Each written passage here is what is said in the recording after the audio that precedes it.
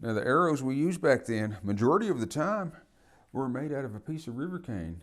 That's not to say 100% of the time, but the majority of the time they use cane. But cane lends itself to be an arrow so easy, you know, relatively straight.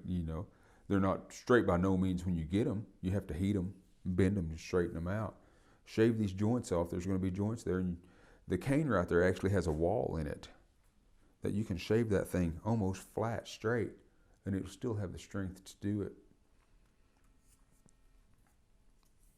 Then you're going to take this and simply heat it. They don't have to be perfectly straight because when you hunt with them, it's going to rotate like this in flight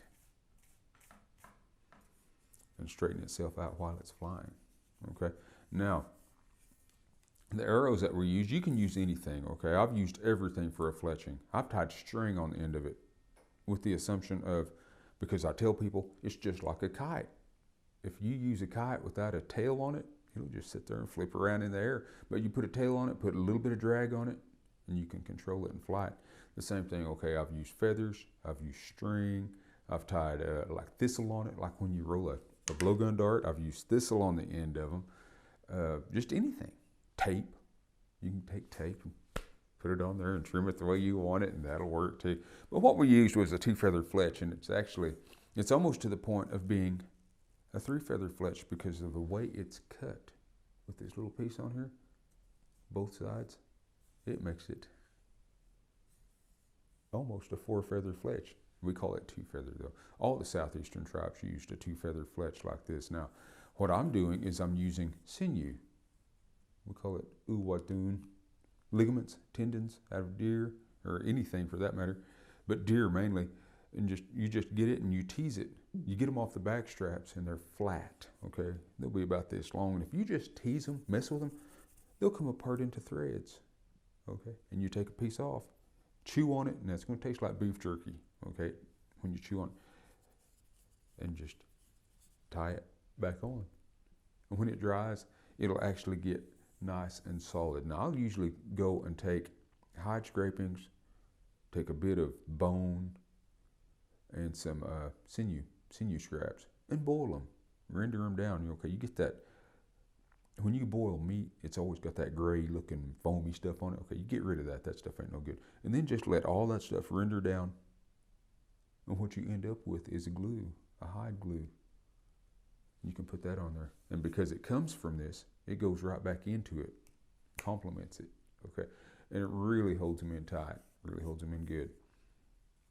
Now for the point itself, I'm doing the same thing. Sometimes I'll use sinew, but this one is actually just a plant fiber.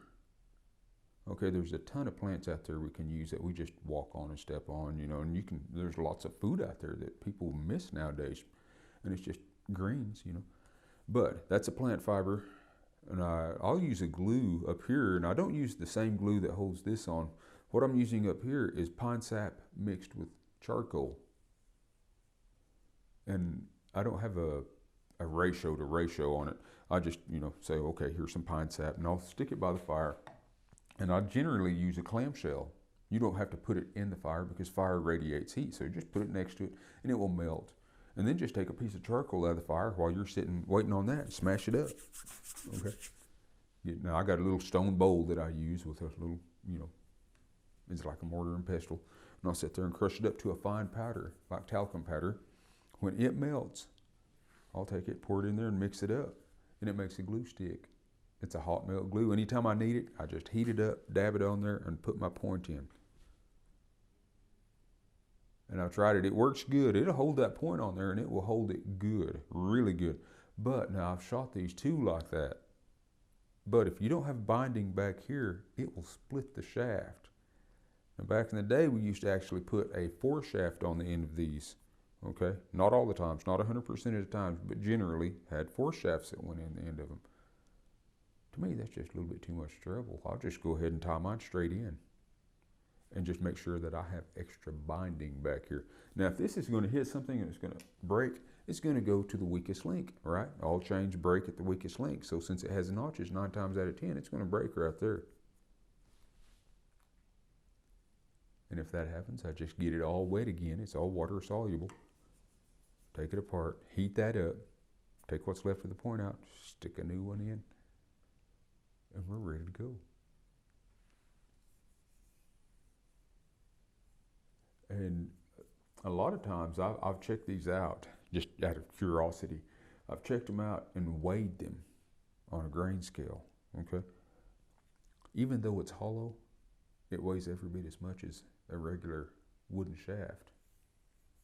Pretty dense, ain't it? It's a pretty dense piece of wood.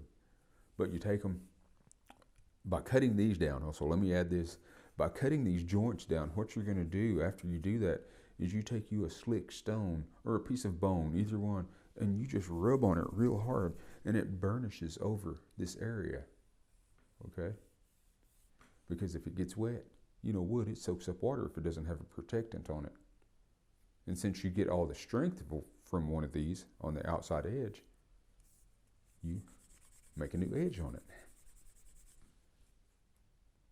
Same thing applies to making stone tools. If you're using a deer antler, it will wear out, okay? It wears out. But if you sharpen it back up, you can use it a couple of times, but it doesn't work quite as good as it does when you first get them. So what you do is you take that deer antler and you sharpen it up, and you take it and rub it on something and burnish it. Because what are deers doing out in the woods? They're rubbing their horns on trees and burnishing the tips of them horns.